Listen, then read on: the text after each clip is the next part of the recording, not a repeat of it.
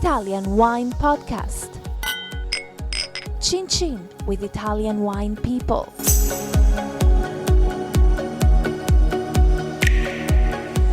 Hello, this is the Italian Wine Podcast. My name is Monty Waldin. Today's guest is Alessandra Boscaini from the Masi Winery in Valpolicella in the Veneto region of northeast Italy. Welcome. Thank you. Buongiorno. Buongiorno, buonasera. Buonasera, yes. Okay, Alessandra, tell me a little bit of the family. You're a family member of the winery? Yes. Okay, exactly. So just give me a little bit of history of Masi, which is one of the iconic family wineries in Italy. Thank you. First of all, I represent the seventh generation. The history of my family linked to the wine production start in 1772 when my family bought the first vineyard based in the heart of the classic area of Valpolicella. And actually before, we were already working in wine, but we were only traders of wine.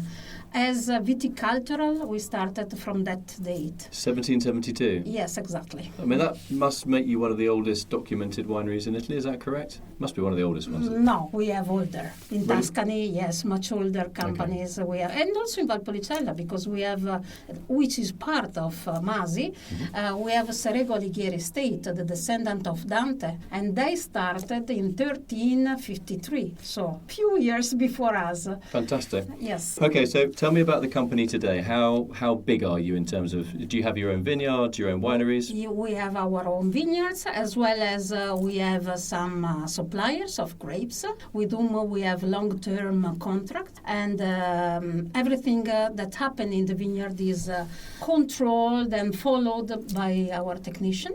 Okay, so Now, how much Valpolicella do you have, roughly, your own vineyards? in total, we have 1,200, not in Valpolicella, including Friuli, 1,200 hectares, thank you. We have also in Friuli, some areas, in Tuscany and in Argentina. So this is the total production of Masi.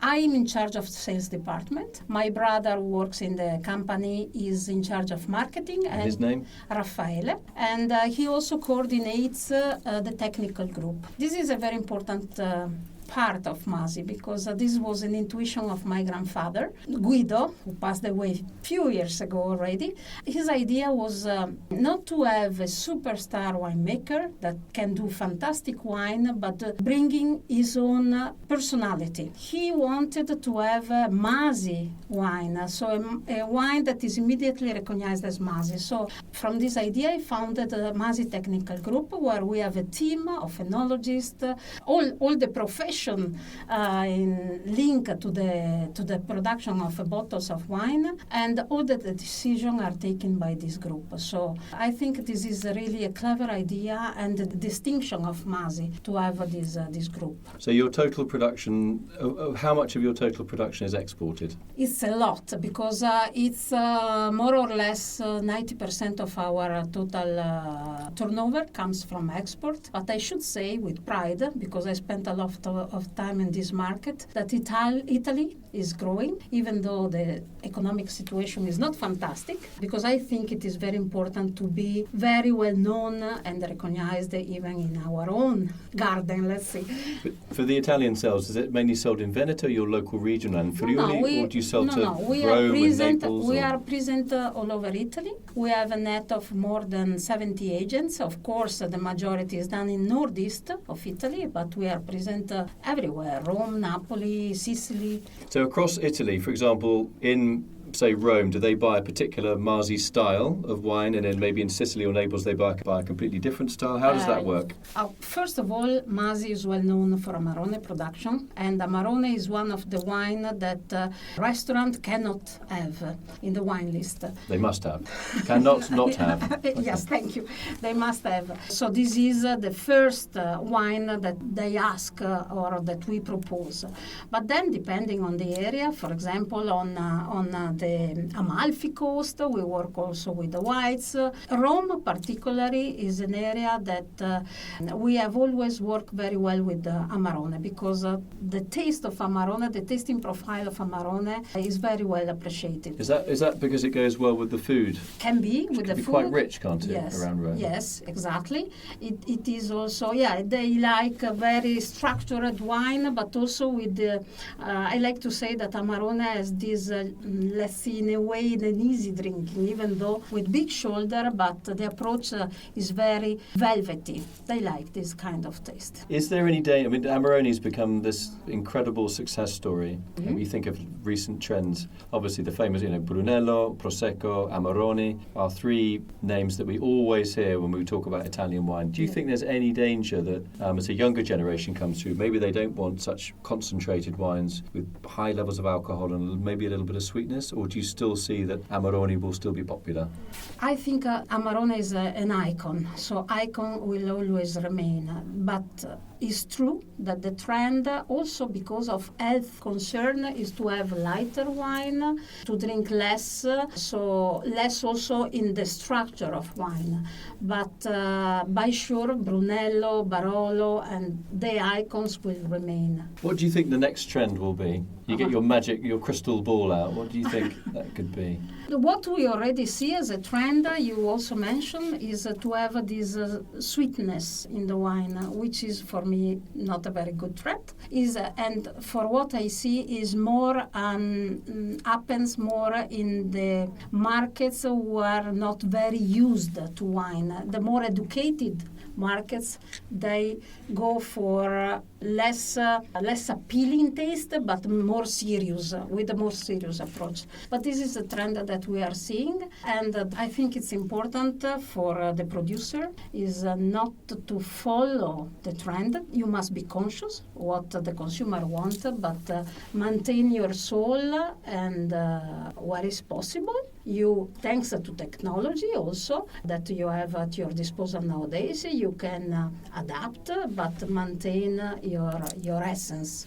How much market research do you do on the Italian market? Is it quite difficult to really find out what Italians like to drink? I mean, could you anticipate, for example, the trend that we're seeing in America and also in the UK, wines, as you said, with a bit more sweetness but lower alcohol levels? Is that going to happen in Italy? Italy, I think more than other, is a very fragmented market because each region produces wine. You have really the regionality, so each region drinks more their own wine. So the tasting profile, being the Italian wine portfolio so different, change a lot from a region to the other. And at least at my knowledge, there are not so many research on the Italian market. You have the general data, how many bottles of this kind or the other, but really a study that helps you to understand the trend is difficult. I use my sales team as antenna, yes, exactly, to try to understand the market. What about America? How important is that for you as a market? It is important. And which are the states that you work most closely with? We have a national importer. Of course, the East Coast is very important for us. I think if I see Canada, that for us is a very important market, I think that we still have a potential in the US. For example, there are several areas in the States that are not so developed as the East Coast, so we still have a lot to do. But how can one winery make a change, or would it have to be a collective effort to gradually help, if we can use that word, those markets to get the taste for wine? I think this is a drama of Italian wine. You like drama?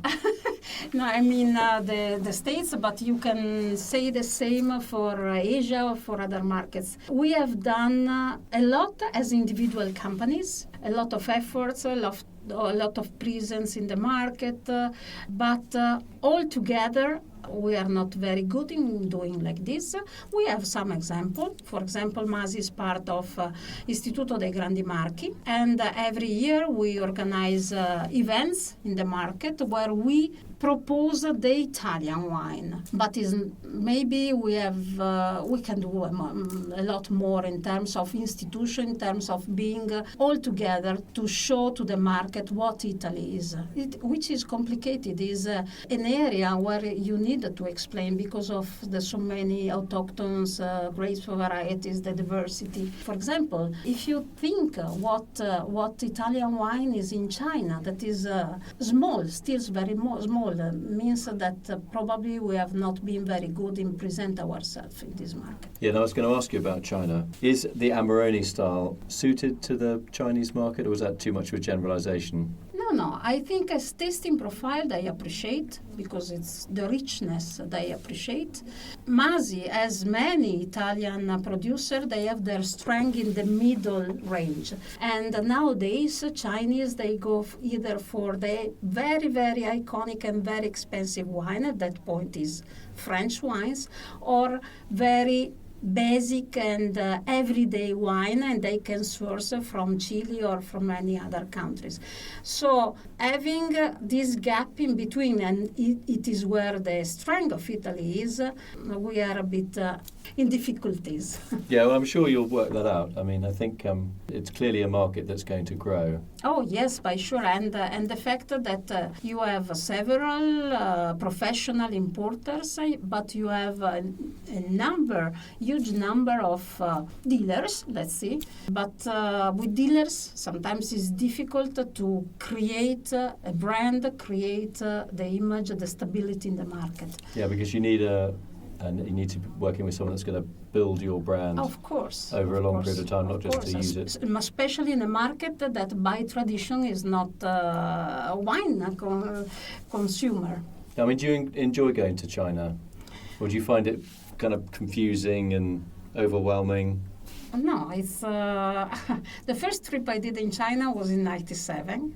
Imagine, it was a completely different scenario.